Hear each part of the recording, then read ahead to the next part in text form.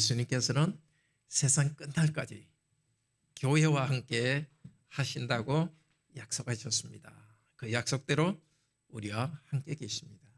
우리와 함께 계신 예수 그리스도께서는 무슨 일을 하시는가? 우리를 제자로 만드시고 더 많은 제자로 만드십니다. 함께 계신 예수님과 함께 더 우리가 제자로 성숙하고 또 다른 성도들, 다른 사람들을 제자로 만듭시다. 예수님이 부활하신 뒤에 최소한 성경에는 11번 정도 사람들에게 나타났습니다. 그런데 또 제자들에게도 여러 번 나타났습니다. 그런데 마태복음에서는 예수님께서 제자들에게 나타나신 것은 딱 한 번만 말하고 있습니다. 왜 그럴까요? 이것을 강조하기 위해서입니다. 예수님이 부활하신 후에 하시는 가장 중요한 일은 제자들에게 사명을 주시는 것입니다. 예수님께서 지금까지 하셨던 일을 이제 제자들이 계속 하라고 사명을 주십니다. 내가 너희들을 제자로 만들었으니까 이제 너희들이 다른 사람들을 계속 제자로 만들으라고 사명을 주셨습니다. 제자로 만든다는 것은 한 명 한 명만 제자로 만드는 것이 아니라 사실은 교회로 세우는 것입니다. 제자 공동체를 만드는 것입니다. 그 명령에 따라서 예수님의 제자들은 이스라엘 지역에서 제자들을 만들었고 터키 지역 그리고 유럽 지역의 제자들을 만들었습니다. 2000년 동안 예수님께서는 교회를 통해 가지고 온 세계의 교회를 만들었습니다. 그 온 세계에 점점 자라가는 교회의 한 부분이 관악교회입니다. 온 세계 교회는 계속해서 교회를 제자를 만들고 교회를 더 세워야 됩니다.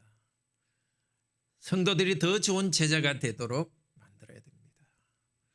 우리도 마찬가지입니다. 우리도 이미 예수 그리스도를 믿고 제자가 되었고 그리스도의 교회의 지체가 되었습니다. 우리 교회도 계속해서 성도들이 좋은 제자로 성장하도록 말씀을 가르쳐야 됩니다. 우리 성도 한 분도 한 분도 예수님의 제자로서 점점 성숙해야 되고 또 서로를 좋은 제자로 만들어야 되고 나아가서 믿지 않는 사람도 제자로 만들어야 됩니다. 그런데 예수님께서는 우리를 그냥 버려두지 않으시고 성령님을 보내주셔서 능력으로 함께 하셔서 우리가 제자 되고 제자 만드는 일을 하십니다. 오늘도 이 시간 성령께서 우리에게 은혜 주셔서 이 새로운 결심을 하고 이 시간 또 새로운 더 성숙한 제자로서 변화시켜 주시기를 바랍니다. 첫 번째로 예수님께서는 제자들을 갈릴리로 모으셨고 의심하는 제자들에게 나타나셔서 말씀하시며 다가오셨습니다. 갈릴리에서 만나자. 갈릴리 산에서 만났습니다. 예수님께서는 십자가에 돌아가시기 전에 제자들에게 말씀하셨습니다. 너희들이 나를 배반하고 흩어질 것이다. 그렇지만 내가 갈릴리 산에 가겠다. 거기서 만나자. 거기서 내가 너희를 모을 것이라고 말씀했습니다. 그리고 예수님께서 부활하신 다음의 일입니다. 천사들이 여성들 몇 명에게 나타나서 예수님의 부활 소식을 전했습니다. 제일 처음 명령한 것이 예수님께서 갈릴리로 가고 있다고 제자들에게 전해라. 바로 이어서 예수님은 또 그 여자들을 만나서 같은 말을 하셨습니다. 내 제자들에게 말해라. 내가 갈릴리로 가고 있다. 갈릴리? 바로 예수님께서 3년 동안 제자들을 제자 삼으신 것입니다. 이제 제자들이 예수님의 바톤을 이어받아 제자를 삼아야 될 때가 됐습니다. 바로 그 상징적인 곳 갈릴리 산에 제자들을 모으셨습니다. 그런데 예수님께서는 능력이 많으시기 때문에 모으지 않고도 제자들에게 말할 수 있습니다. 뿔뿔이 흩어놓고도 사명을 줄 수 있습니다. 그런데 예수님께서는 제자들을 한 곳에 모으셨습니다. 교회로 모으셨습니다. 이 교회라는 뜻은 원래 모인다는 뜻입니다. 우리가 하나님의 백성이지만은 모이지 않으면 교회로서 성립할 수가 없습니다. 그래서 온 세계 교회는 하나지만 지역마다 교회를 두셔서 한 지역 교회에 속해서 모으도록 하셨습니다. 그리고 우리의 가장 큰 인생의 목적은 바로 하나님을 영화롭게 하고 경배하는 일이 아닙니까? 모든 삶에서 그렇게 하기 위해서는 함께 모여서 예배하고 경배해야 됩니다. 그런데 지금은 전염병 때문에 우리가 다 모이지 못하고 있습니다. 어떻게 인생의 가장 중요한 목적을 하지 못하도록 하나님이 우리를 이렇게 흩으셨습니까? 정말 우리로서는 알 수 없는 일입니다. 다만 우리로서는 다시 갈릴리의 제자들을 모아주셨듯이 우리들을 함께 모아주셔서 예배드리게 할 그날을 사모합니다. 갈릴리로 오너라 말씀하셨던 예수님께서 이제 함께 모일 수 있도록 우리에게 환경을 주시기를 간절히 사모합니다. 그러나 그 온전한 다 모여서 드리는 예배가 되기 전에도 우리가 흩어져서 있는 그곳마다 성령께서 함께 하십니다. 흩어져 있지만 우리는 모이는 존재고 또 모여야 된다는 것을 알면서 예배를 드립시다. 함께 예배를 드리지 못하니까 그냥 게을러져서 우리가 예배를 소홀히 하지 않기를 바랍니다. 제자들은 예수님께 와서 엎드려 경배했습니다. 그런데 엎드려서 경배하면서도 11 제자들 중에 어떤 사람은 의심하는 제자들도 있었습니다. 좀 우습지 않습니까? 다 엎드려서 예수님께 경배한다는 것은 예수님을 믿고 경배하는데도 마음 한구석에서는 예수님을 이 사실을 전체 다 믿어야 되나? 다른 생각이 지금 있는 겁니다.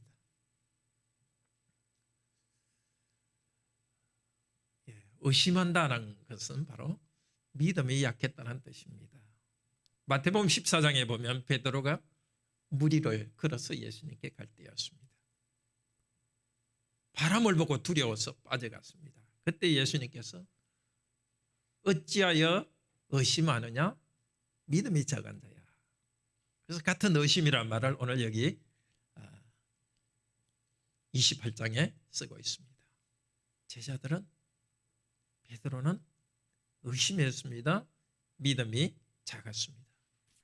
과연 계속해서 예수님이 나를 붙들어 주가지고 바다 위도 걸어가게 할 수 있을 것인지 예수님의 능력에 대한 의심이 생겼습니다. 얼마나 능력이 큰지를 잘 받아들이지 못했습니다. 순간적으로. 지금 이 제자들 예수님 앞에 나와서 경배하지만 의심이 있습니다. 우리도 지금 힘든 시기를 지나가고 있습니다. 전염병이 있는 이런 힘든 시기를 지나가고 있습니다. 베드로가 큰 바람을 보면서 예수님의 능력에 대한 의심과 믿음이 약해졌듯이 혹시 우리도 믿음이 약해지고 있지는 않습니까? 예수님께서 나와 함께 하신다는 이 믿음이 흔들리고 있지는 않습니까? 과연 나와 함께 하셔서 내 길을 인도하실까? 불안해하고 있지는 않습니까? 그러나 여기 나와서 예배드리는 것 자체가 우리 성도님에게 믿음이 있다는 증거입니다. 겨자씨만한 믿음이 있더라도 그것은 믿음입니다. 믿음이 있는 성도님 앞에 예수님께서 영으로 함께 계십니다. 우리의 믿음이 약하고 생각이 흔들리더라도 우리에게 믿음을 주신 예수 그리스도께서는 분명히 우리 앞에 우리와 함께 계십니다. 우리의 느낌과 생각을 뛰어넘어서 예수께서는 함께 계십니다. 믿음에 약한 제자들에게 예수님께서는 먼저 나아오셨습니다. 이 성경에서 예수님께서 먼저 나왔다는 말은 여기하고 다른 한 군데 나옵니다. 대부분은 사람들이 예수님께 나왔습니다. 병 고쳐주세요. 또 배우기 위해서 나왔고 근데 예수님께서 나왔다는 것은 다른 한 군데 나옵니다. 마태복음 17장에 변화 산상에서 있은 일입니다. 그 보통 사람으로 계셨던 예수님에게 하나님의 영광이 나타났습니다. 얼굴이 정말 빛나고 옷도 빛나고 하늘에서 구름이 내려와서 예수님을 덮으시고 성령님의 구름이, 그리고 하늘 아버지께서는 이는 내 사랑하는 아들이요 내 기뻐하는 자라. 땅에서 삼위일체 하나님의 영광이 나타났을 때 제자들은 두려워서 엎드렸습니다. 그때 예수님께서 다가왔습니다. 사람으로서는 정말 알 수 없는 새로운 계시가 일어나고 믿을 수 없는 새로운 일이 일어났을 때 사람은 다가갈 수 없었고, 그때 예수님이 다가오셔서 그들을 만져주시면서 두려워하지 말라고 말씀하셨습니다. 바로 갈릴리 산에서 예수님의 제자들은 같은 것을 경험했을 것입니다. 죽었다가 부활하신 예수 그리스도, 삼위일체 하나님의 영광을 가지신 예수 그리스도, 그 앞에서, 이 진리 앞에서 자기들로서는 다 이해할 수 없는 그 진리 앞에서 그들은 다 믿을 수 없었을 것입니다. 영광스러운 예수 그리스도 모습은 어떤 모습인지는 나오진 않지만 그들은 그런 분인 줄은 알고 있었습니다. 감히 앞으로 나가지 못한 그들에게 예수님께서는 먼저 다가오셨습니다. 오늘도 예배하러 나온 우리들, 또 때로는 우리가 어려운 가운데서 과연 이 예수께서 이 어려움보다 더 크신 일을 우리에게 하시는가? 그런 의심이 있을 때도 있고, 혹은 하나님의 크신 일에 대해서 우리가 다 이해할 수 없을 때 예수님께서 먼저 우리에게 다가오십니다. 우리의 의지로 나가는 것이 아니라 예수님께서 다가오십니다. 어떻게 다가오시고 있습니까? 나와 말씀하여 가라사대. 말씀하시며 다가옵니다. 예수님의 모습이 변화산처럼 아주 영광스럽다는 그런 표현이 없습니다. 그런 영광스러운 가시적인 모습은 없었지만 예수님께서는 사람이 알 수 없는 그 삼위일체 하나님의 영광을 가지셨고, 그 영광을 가지신 예수님께서는 말씀하며 오셨습니다. 그런데 마태복음은 아마 의도적으로 예수님의 모습이 어떤 모습인지를 말하고 있지 않습니다. 우리의 관심을 예수님의 모습이 아니라 예수님의 말씀에 집중시키고 있습니다. 제자들도 예수님의 모습 때문에 예수님께 제자들에게 자신의 모습을 통해서 도와준 것이 아니라 말씀으로 도와주었습니다.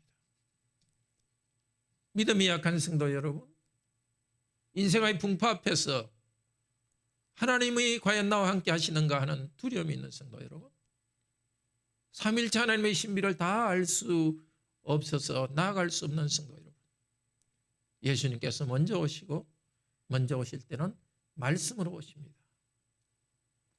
하나님의 말씀이 있는 것을 보면 우리는 예수님께서 오시는 것을 알 수 있습니다. 예수님은 몸이 하늘에 있기 때문에 우리는 눈으로 볼 수 없습니다. 그렇지만 영이신 예수 그리스도께서는 그리스도의 말씀이 선포되는 곳에 다가오십니다. 바로 이 시간 우리 주 예수 그리스도께서는 말씀을 듣는 우리 성도님에게 다가오십니다. 가정에서 말씀을 읽을 때 그리스도께서 다가오십니다. 우리의 믿음의 부족한 부분을 말씀하시면서 채워주십니다. 부지런히 말씀을 읽고 예배 가운데 예수님을 배우도록 합시다. 이렇게 예수님께서는 제자들을 갈릴리로 불러 모으셨고, 믿음이 약한 그들에게 말씀으로 다가오시면서 믿음을 채워주십니다.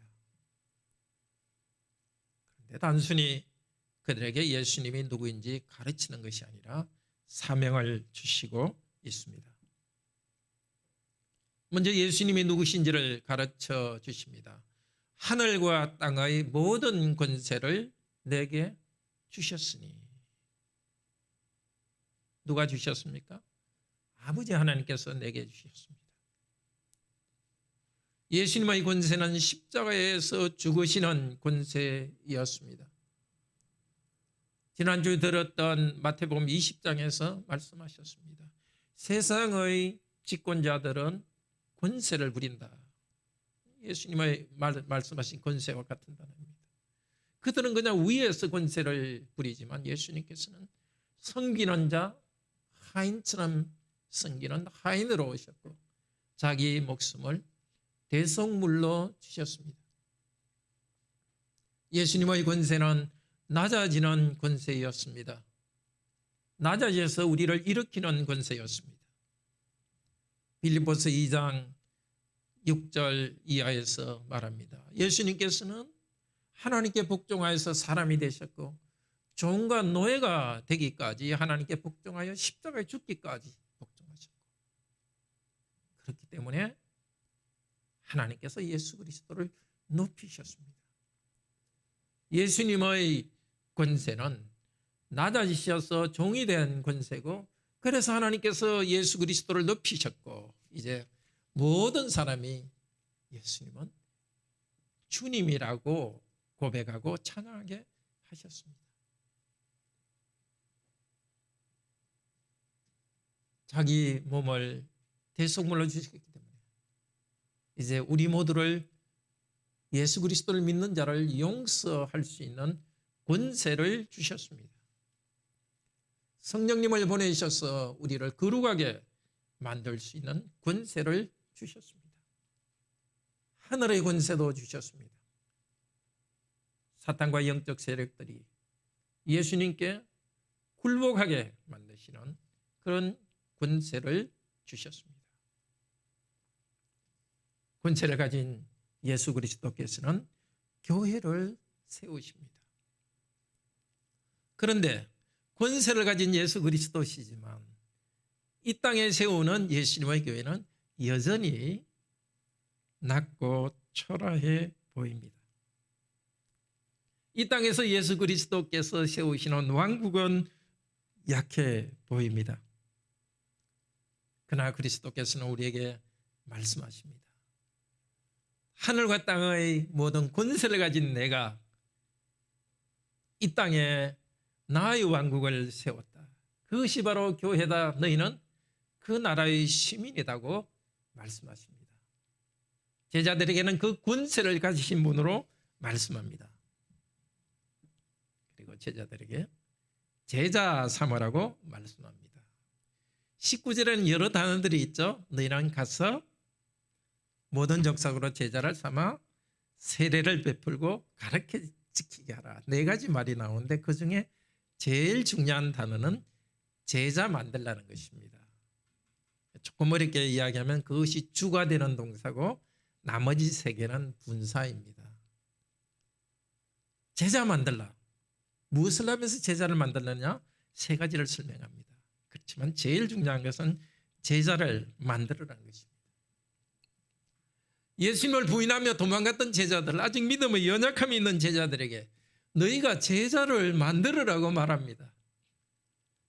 놀라우신 축복입니다.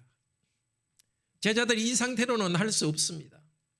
예수님께서는 이제 성천하셔서 성령님을 보내주실 것입니다. 성령님을 통해서 제자들에게 계시의 말씀을 주셔서 제자들을 계속 가르칠 것입니다. 제자들은 배우면서 믿음이 성장할 것입니다.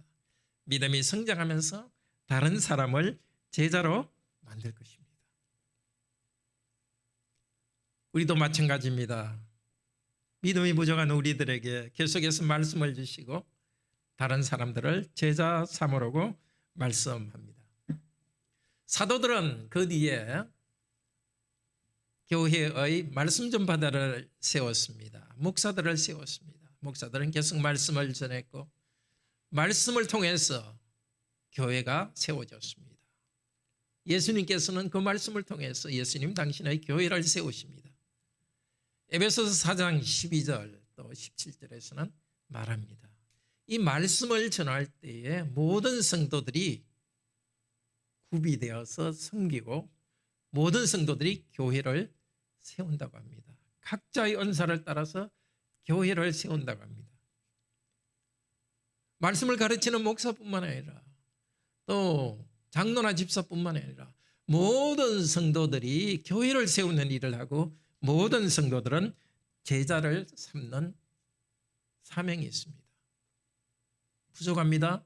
그렇지만 우리 주 예수 그리스도께서는 말씀을 통해서 우리 각자를 제자로서 더 좋은 제자로 만들어 가면서 제자를 삼아가십니다. 그럼 어떻게 제자를 만드시는가? 제자가 되면서 제자가 되어가는 방법에 대해서 세 가지를 말합니다. 첫째는 가라. 앞으로 나올 세 가지는 전부 현재 진행형입니다. 가고 있으라는 것입니다. 12사도는 계속 갔습니다. 자기 시대의 교회를 세웠고 그 뒤에 말씀 전하는 사람은 계속 갔습니다. 우리 땅에도 말씀이 왔습니다. 그런데 모든 민족에게 가라고 합니다. 모든 민족을 제자 삼으라고 합니다. 이 모든 민족이 그냥 다른 민족이 아닙니다. 모든 민족입니다. 그런데 이 말씀을 다른 민족들에게 선교하라고만 이렇게 생각하는 것은 참 잘못되었습니다. 물론 다른 민족에게도 가야 됩니다. 그러나 모든 민족, 온 세계의 민족에 가야 됩니다. 우리가 가야 될 제일 중요한 민족은 대한민국입니다. 관악교회도 계속 가야 됩니다. 주위 사람들에게 복음을 전하면서 계속 가야 됩니다. 우리 성도님 한 분 한 분도 계속 다가가야 됩니다. 제일 먼저 성도들에게 가야 됩니다. 성도들이 더 좋은 예수님의 제자가 될 수 있도록 다가가서 나의 은사로서 말씀으로 섬기고 위로해 주어야 합니다. 내 가진 것으로 섬깁니다. 내가 부족하지만 다른 성도들을 제자 되도록 섬기는 가운데서 또 내가 성숙합니다. 섬기는 가운데 성숙합니다. 가족들에게 다가갑니다. 그냥 단순한 가족이 아니라 예수님의 제자로서 예수님이 주신 말씀을 순종하면서 다가갑니다. 내 가족이 그냥 행복해하도록 해주는 것이 아니라 예수님의 제자가 되도록 다가가서 돕습니다. 직장 생활할 때도 우리는 돈만 벌기 위해서가 아니라 예수님의 제자로서 사람들에게 다가갑니다. 가야 됩니다.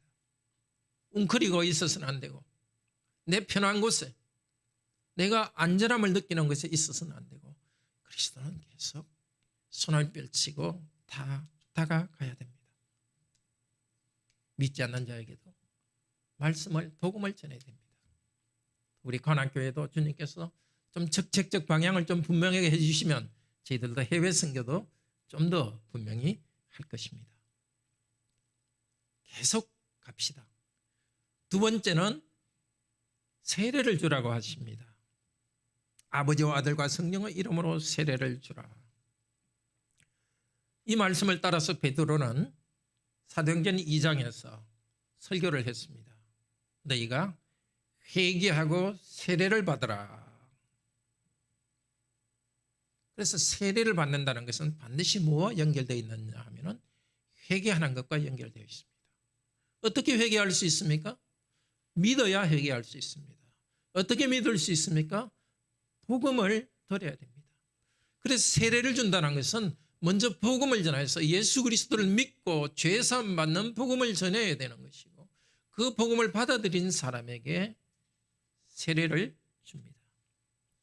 가면서 복음을 전해야 합니다. 우리는 예수님의 제자들로서, 이 관악교회는 예수님의 제자 공동체로서 계속해서 복음을 전해야 합니다. 성도들은 이미 믿은 복음을 계속 듣고 계속 믿으시기를 바랍니다.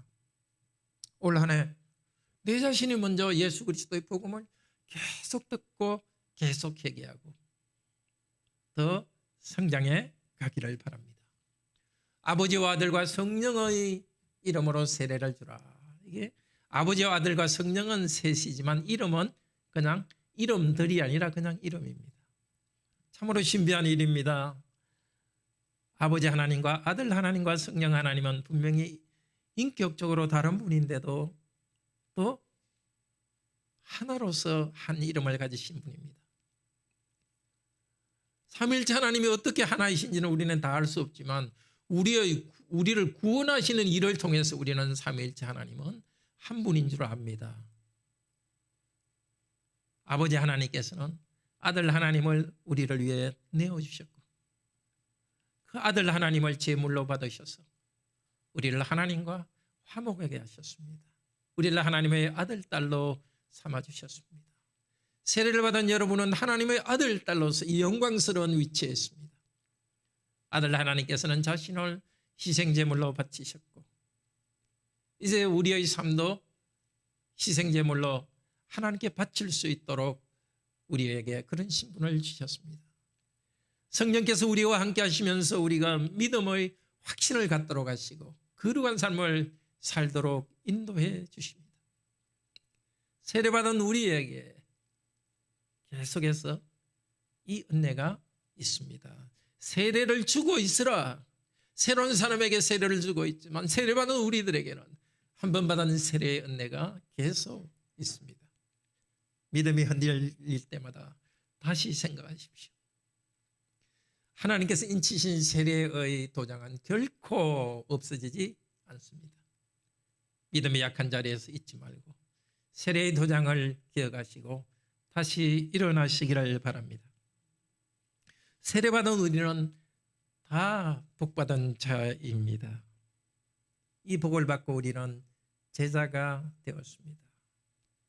우리 교회도 몇 주 후에는 또 우리 두 분 성도들을 세례를 줄 것입니다. 복음을 전하여서 복음을 듣고 세례받은 우리들도 복음을 나누는 제자들이 되어야 합니다. 제자를 만드는 것, 제자가 되는 것, 세 번째는 내가 너에게 지시한 명령한 모든 것을 다 지키게 하라. 우리들은 말씀을 다 배워야 됩니다. 배운 것을 다 지켜야 됩니다. 어떻게 지킵니까? 의지로. 어떻게 지킵니까? 순종함으로써 지킵니다. 그냥 규칙으로 지키는 것이 아니라 당신의 몸을 속죄제물로 바치신 예수 그리스도의 은혜에 감사하여서 복종합니다. 인격적인 복종 때문에 우리는 지킵니다. 그냥 단순히 규칙을 지키는 것은 힘들기도 합니다. 규칙을 지키는 것은 미래에 대한 보장도 되지 않습니다. 그러나 우리를 죄에서 구원하시고 우리와 함께 하시는 예수 그리스도께 복종하여 지키는 것은 할 수 있습니다. 눈 짝 감고 복종하면 됩니다. 복종할 때 우리를 지켜주십니다. 교회는 복음 내용을 신실하게 전달해야 됩니다. 다 가르쳐야 됩니다. 그래서 우리가 요리문답을 통해서 복음 성경 내용 전체를 가르치려고 하고 있습니다. 교회 강단에서는 성도들이 생각에 편한 것만 가르쳐서는 안 되고 불편한 진리 가르쳐야 됩니다. 죄인이라는 것을 가르쳐야 됩니다. 그냥 듣기 좋은 마음만 편하게 해주는 이야기만 듣고 교회를 떠나는 것이 아니라 순종해야 될 일들, 지켜야 될 것을 잘 가르쳐야 됩니다. 그리고 우리 성도들은 받은 말씀을 하나라도 계속 지키며 나아가야 되겠습니다. 좋은 친구들, 편한 친구들만 얻으려고 하지 맙시다.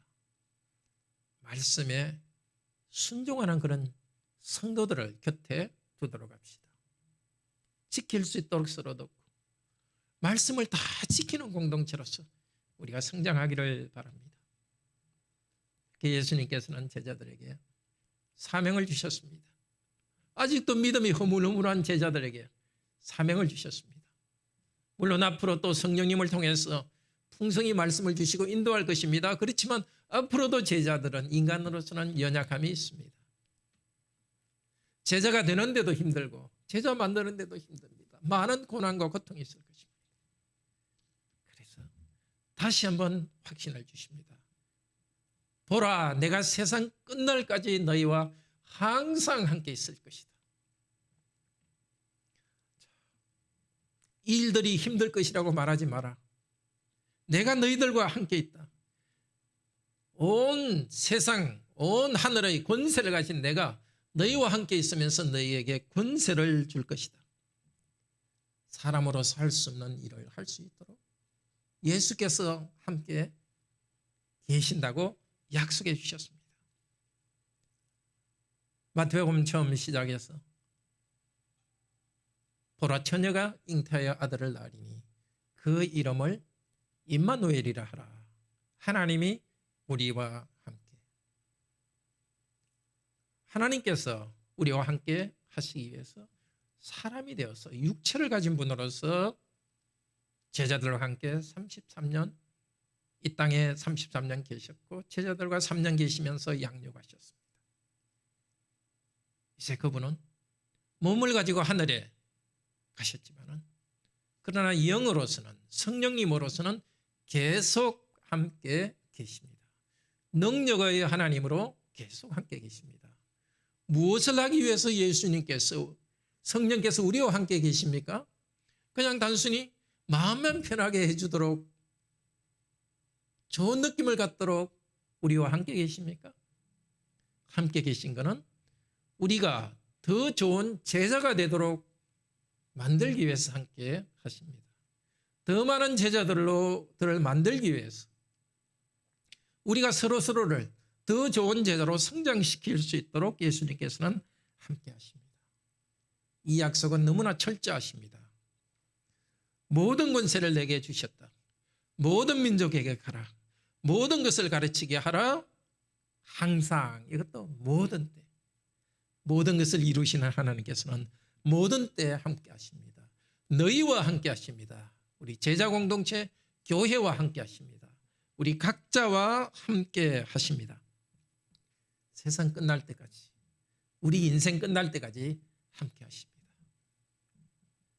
무엇이 이 사실을 보장합니까? 예수님께서 하신 말씀이 이것을 보장합니다. 모든이라고 하신 아주 철저하신 예수 그리스도께서 이 약속을 지키십니다. 형제자매 여러분, 이 사실 굳게, 약속을 굳게 붙듭시다. 세상 끝날까지 우리와 함께 하시고 능력으로 함께 하십니다. 믿음이 약한 우리들에게는 말씀을 주시면서 다가오셔서 성령님을 통해서 믿음을 일으켜 주십니다. 이 부활의 복음을 계속 배우고 지킵시다. 그래서 제자가 됩시다. 그리고 우리도 계속 갑시다. 서로에게 말씀으로 다가가고 서로를 세워주기 위해서 다가가고 복음을 나누고 이 세례의 은혜 안에 굳게 있고 말씀을 다 지키면서 제자가 되어 갑시다. 2021년도 이 한 해도 우리 주 예수님께서는 우리가 예수님의 가장 탁월한 제자가 될 수 있도록 우리와 함께 하실 것입니다. 우리들이 서로를 좋은 제자로 성장시키도록 함께 하실 것입니다.